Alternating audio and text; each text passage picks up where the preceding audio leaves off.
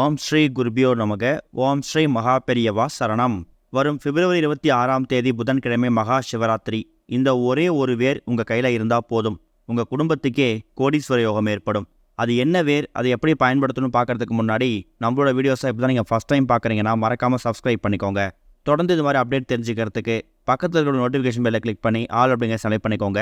இப்போ எந்த வேரை எப்படி பயன்படுத்தணும் அப்படிங்கிற பற்றி தெளிவாக தெரிஞ்சுக்கலாம். சிவபெருமானுக்குரிய விரதங்களில் ரொம்ப முக்கியமான ஒரு விரதம் இந்த மகா சிவராத்திரி. மகா சிவராத்திரி அப்படிங்கிறது ஒரு மாதமும் வரக்கூடிய தேய்பிரை சதுர்த்தசி திதியை தான் நம்ம சிவராத்திரியை எடுத்துப்போம். அதுவே மாசி மாதத்தில் வரக்கூடிய மகா மாதத்தில் வரக்கூடிய இந்த தேய்பிரை சதுர்த்தசி திதி இருக்குல்ல, அது மகா சிவராத்திரி. இது சிவபெருமானுக்கே ரொம்ப பிடிச்ச ஒரு இரவாம். அது மட்டும் இல்லாமல் பார்வதி தேவியார் தனக்கு வேண்டிய வரங்களை மகா சிவராத்திரி அன்னைக்கு தான் சிவபெருமான் கிட்ட வரமிருந்து வாங்கிட்டாங்க அப்படிங்கிறது புராணங்களில் சொல்லப்பட்டிருக்குது. பொதுவாக மகா சிவராத்திரி அன்னைக்கு 4 கால பூஜைகள் நடக்கும். மாலை சரியாக ஒரு 6-7 மணிக்கு ஆரம்பிக்கக்கூடிய முதல் கால பூஜையில இருந்து மறுநாள் காலையில் ஒரு அதிகாலை 6 மணி வரைக்கும் 4 கால பூஜைகள் தொடர்ந்து நடக்கும்.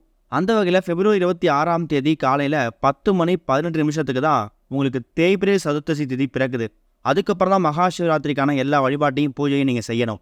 இரவு கண் விழிக்கிறதையும் பிப்ரவரி 26ஆம் தேதி இரவு கண் விழித்து பிப்ரவரி 27ஆம் தேதி அதிகாலை உங்கள் விரதத்தை நீங்கள் நிறைவு செய்யணும். சிவாலயங்களில் மாலை 6 மணிக்கு ஆரம்பித்தாங்கன்னா, அதாவது பிப்ரவரி 26ஆம் தேதி மாலை 6 மணிக்கு ஆரம்பித்தாங்கன்னா பிப்ரவரி 27ஆம் தேதி காலை 6 மணியோட 4 கால பூஜையை முடிச்சிடுவாங்க.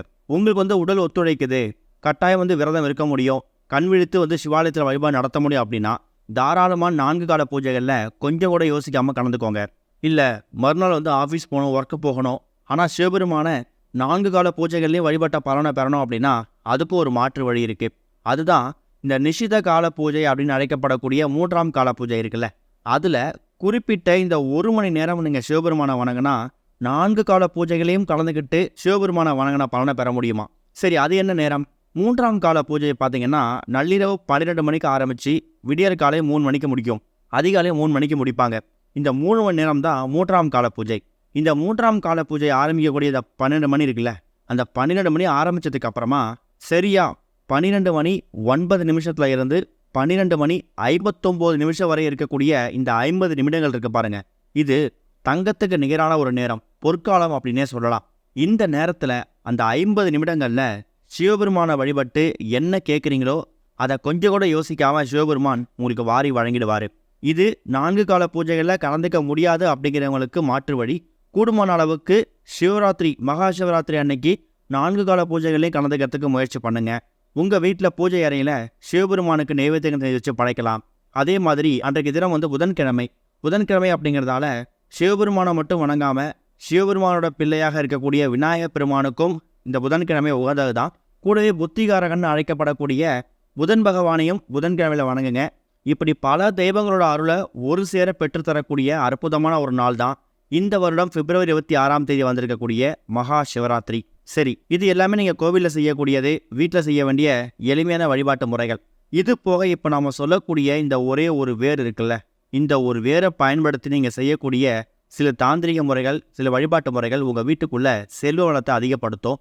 எல்லா விதமான நன்மைகளையும் உங்கள் வீட்டுக்குள்ளே தானாக கொண்டு வந்து சேர்க்கும். முதல்ல அது என்ன வேர் அப்படிங்கிறத நீங்கள் தெரிஞ்சுக்கணும். தெய்வீக வழிபாட்டில் அதிக முக்கியத்துவம் கொடுக்கக்கூடிய வேர்களில் இது ஒரு முக்கியமான வேர்.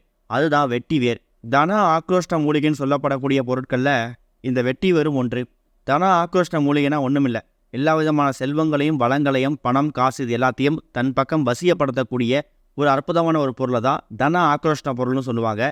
அது தன ஆக்ரோஷ்ட மூலிகையாக கருதப்படக்கூடியது இந்த வெட்டி வேர். வெட்டி வேர் அதுக்கு மட்டும் பயன்படுத்தலை, தெய்வங்களோட சிலைகள் இருக்கிற சுவாமி சிலைகள், அதுக்கு அபிஷேகம் பண்ணுறதுக்காக சாதாரணமான தண்ணீர் எடுத்து அபிஷேகம் பண்ணாமல் அந்த தண்ணீரில் ஒரே ஒரு கைப்பிடி அளவு வெட்டி வேரை போட்டுட்டு அதுக்கப்புறம் அந்த தண்ணீரை சிவலிங்கத்துக்கோ விநாயகர் பெருமானுக்கோ அபிஷேகம் செய்யறதை நீங்கள் பார்த்துருப்பீங்க. அதுக்கு என்ன காரணம்னா, இந்த வெட்டி வேர் இருக்குல்ல, இது கெட்ட சக்திகளை துரத்தக்கூடியது. அதாவது இந்த வெட்டி வேர் இருக்கக்கூடிய வாசம் இருக்குல்ல, அந்த வெட்டி வேர் வாசத்துக்கு கெட்ட சக்திகள் நெருங்காது.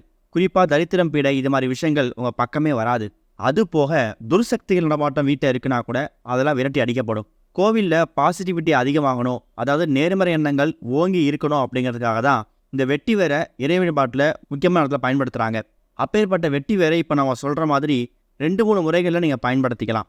இந்த 2-3 முறைகளில் உங்களுக்கு எது சௌகரியமாக இருக்கோ அந்த மெத்தடை ஃபாலோ பண்ணி நீங்கள் இந்த வெட்டி வேரை இந்த வழிபாட்டு முறைக்கு பயன்படுத்திக்கோங்க. அதில் முதல் முறை என்ன அப்படின்னு கேட்டிங்கன்னா, மாலை ஒரு 6 மணிக்கு, அதாவது பிப்ரவரி 26ஆம் தேதி மகா சிவராத்திரி வந்திருக்குல்ல, அன்றைய தினம் மாலை ஒரு 6-7 மணிக்கு மேலே வீட்டோட பூஜை அறையில் விளக்கேற்றி வச்சுட்டு சிவபெருமானை வணங்கிடுங்க. அதுக்கப்புறம் சின்ன ஒரு டம்ளரில் ஒரு பவுலில் நீங்கள் வாங்கிட்டு வந்து வச்சுருக்கக்கூடிய இந்த வெட்டி வேர் இருக்கு இல்லையா, அதை அந்த தண்ணீரில் போட்டு ஒரு அரை மணி நேரத்துலேருந்து 1 மணி நேரம் வரைக்கும் அந்த வெட்டி வேரோட தண்ணீர் உங்கள் வீட்டிலேயே இருக்கட்டும். அந்த வேரை போடக்கூடிய அந்த நேரத்தில் ஓம் நமச்சிவாயன்னு சொல்லக்கூடிய சிவ மந்திரத்தை மட்டும் உங்களால் எவ்வளோ முறை சொல்ல முடியுமோ சொல்லிவிட்டு அந்த வேரை அந்த தண்ணியில் போட்டு வச்சுட்டு உங்களோட அண்ணனை வேலை பாருங்கள். அதுக்கப்புறம் உங்கள் வீட்டில் இருக்கக்கூடிய காமாட்சி அம்மன் விளக்கு, குத்து விளக்கு இதெல்லாம் எவ்வளோ நேரம் எரியுதோ அவ்வளோ நேரம் அந்த தண்ணீருக்குள்ளே அந்த வேர் இருந்தால் போதும். விளக்கெல்லாம் குளிர வச்சுட்டு அந்த தண்ணீர் இருக்குல்ல, வெட்டி வேரோட போட்டு வைத்துடைய தண்ணீர், இதை உங்கள் வீட்டோட எல்லா பகுதிகள்லையும் ஒரு இடம் விடாமல், இந்த இடம் அந்த இடம் இல்லாமல் வீட்டோட எல்லா மூலை முடுக்குகள்லையும் வெட்டி வேரை போட்டு தெய்வ சக்தியை அதிகப்படுத்தி வைத்திருக்கக்கூடிய இந்த தண்ணீரை எல்லா இடத்துலையும் தெளித்து விடணும். தெளித்து விடும்போது ஓம் நமச்சிவாயன்னு சொல்லிக்கிட்டே தெளித்து விடுங்க. கையால் எடுத்து அந்த தண்ணீரை தெளிக்காமல் ஒரு டம்ளர்லேயோ ஒரு பவுல்லையோ தண்ணீர் பிடிச்சி அதெல்லாம் வெட்டி வேரை போட்டிருப்பீங்க. அந்த வெட்டி வேரை எடுத்து தண்ணியை நினச்சி நீங்கள் எப்படி மாவிளை மூலியமாக வீடு முழுக்க தண்ணீர் எடுத்து கலந்து தண்ணியை தெளிப்பீங்களோ அதே மாதிரி இந்த வெட்டி வேர் தண்ணீரை எல்லா இடத்தையும் தெளித்து விடுங்க. இது மூலயமா உங்கள் வீட்டுக்குள்ள இருக்கக்கூடிய கெட்ட சக்திகள் விரட்டி அடிக்கப்படும். குறிப்பாக தரித்திரம், பீடைகள் இது மாதிரி விஷயங்கள்லாம் கிட்டேயே வராது. ராஜயோகம் ஏற்படும். கோடீஸ்வரனுக்கு நிகரான செல்வம் பெற்றாலும் ஆச்சரியப்படுறது கிடையாது. ஏன்னா நம்ம கிட்ட இருக்கக்கூடிய கெட்ட விஷயங்கள் நீங்கிட்டாலே நல்ல விஷயங்கள் தானாக வந்துடும். கணவர் சரியாக வேலைக்கு போகலை, இல்லை வேலைக்கு போனாலும் சரியாக ஊதியம் வரமாட்டேங்குது, வர வழியில் வாங்கின சம்பளம் சரியாக போயிடுது, அப்படியே சம்பளம் வீட்டுக்கு வந்தாலும் வீண் வரையும் வீண் செலவாகுதுன்னு சொல்லி பொருளாதாரத்தில் எந்த பிரச்சனை இருந்தாலும் சரி அது எல்லாத்துக்கும் முற்றுப்புள்ளி வைக்கக்கூடிய பரிகாரம் இந்த ஒரு பரிகாரம். சரி, இது ஒரு முறையில் நீங்கள் வெட்டி வேரை பயன்படுத்திக்கலாம்.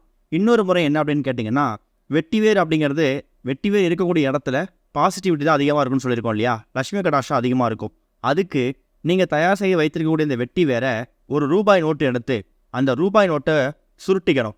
ரூபாய் நோட்டை நல்லா சுருட்டி அதில் நீங்கள் வாங்கிட்டு வந்து வைத்திருக்கக்கூடிய ஒரே ஒரு வெட்டி வேரை சுருட்டி வைத்திருக்கக்கூடிய அந்த ரூபாய் நோட்டு மேலே நீங்கள் கட்டி நூல் மாதிரி கட்டிட்டு அந்த ரூபாய் நோட்டை உங்கள் வீட்டோட பீரோ, லாக்கர், கல்லாப்பட்டி இந்த மாதிரி இடத்துல வைக்கிறதும் சிறப்பு தான். சொல்லப்போனால் அதை விட இது ரொம்ப எளிமையான பரிகாரம் தான். வீட்டில் இருக்கக்கூடிய கெடுதல்கள்லாம் நீங்கணும், வீட்டில் இருக்கக்கூடிய செல்வ வளம் அதிகமாகணும் அப்படின்னு நினைக்கிறவங்க வெட்டி வேரை தண்ணீரில் போட்டு அந்த தண்ணீரை சிவபெருமானுடைய வச்சு படைச்சிட்டு அதுக்கப்புறம் வீடு முழுக்க தெளிக்கலாம். அதே மாதிரி பொன், பொருள், செல்வம், கோடீஸ்வர யோகம், ராஜயோகம் ஏற்படணும் அப்படின்னு நினைக்கிறவங்களும், வீட்டில் பணம் நிரம்பி வழியணும் அப்படின்னு நினைக்கிறவங்களும் இப்போ சொன்ன முறையில் பணத்தை ஏதாவது ரூபாய் நோட்டை எடுத்து சுருட்டி அதில் வெட்டி வேரில் நூல் மாதிரி வச்சு கட்டிடணும். அதுக்கப்புறம் எடுத்து அந்த ரூபாய் நோட்டை சிவபெருமான் பாதத்தை வச்சு படைச்சிட்டு அந்த ரூபாய் நோட்டை உங்கள் வீட்டோட பீரோ, லாக்கர், கல்லாப்பட்டி இது மாதிரி இடத்துல கொண்டு போய் வச்சுடுங்க.